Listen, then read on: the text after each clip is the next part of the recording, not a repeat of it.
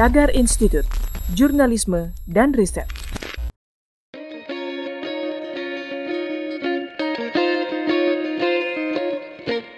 Halo Tagarians, para penonton Tagar TV dan juga pembaca Tagar ID, apa kabarnya? Senang sekali saya, Kori Olivia, bisa kembali menemani Anda di Tagar TV. Hari ini saya ingin membacakan profil pilihan redaktur Tagar tentang Menteri Keuangan Sri Mulyani Indrawati. Indonesia menargetkan bisa jadi negara maju pada tahun 2045 mendatang. Sri Mulyani mengatakan pendapatan per kapita masyarakat yang tinggi dan kinerja ekonomi nasional hanyalah sebagian dari indikator untuk Indonesia jadi negara maju. Dia menyebutkan Indonesia harus memenuhi persyaratan lainnya seperti sumber daya manusia yang berkualitas.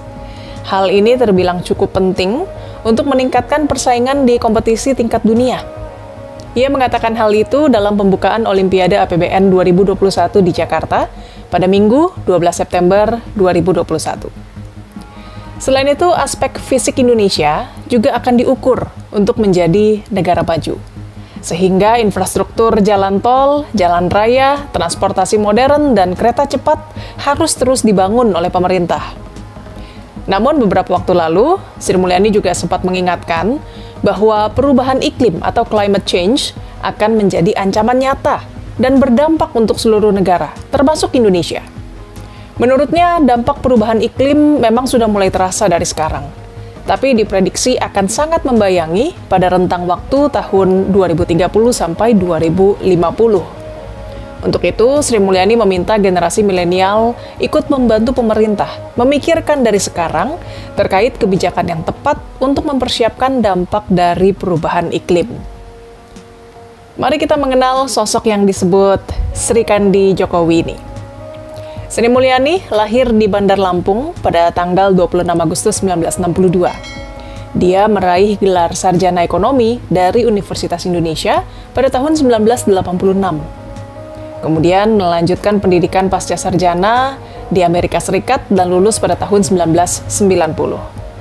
Saat itu, ia mendapatkan gelar PhD of Economics pada tahun 1992. Pada awal Oktober 2002, Sri Mulyani terpilih menjadi Eksekutif Direktur Dana Moneter Internasional atau IMF, mewakili 12 negara di Asia Tenggara. Kemudian pada 5 Desember 2005, Presiden SBY mengumumkan perombakan kabinet, dan Sri Mulyani dipindahkan menjadi Menteri Keuangan menggantikan Yusuf Anwar. Sri Mulyani pun dinobatkan sebagai Menteri Keuangan terbaik Asia untuk tahun 2006 oleh Emerging Markets Forum di sidang tahunan Bank Dunia dan IMF di Singapura. Di tahun 2008, ia menjabat sebagai pelaksana tugas Menko Perekonomian setelah Budiono dilantik sebagai Gubernur Bank Indonesia. Kemudian pada 1 Juni 2010, Sri Mulyani menjadi Direktur Pelaksana Bank Dunia. Pada 2016, ia kembali ke Indonesia dan dilantik oleh Presiden Jokowi menjadi Menteri Keuangan di Kabinet Kerja.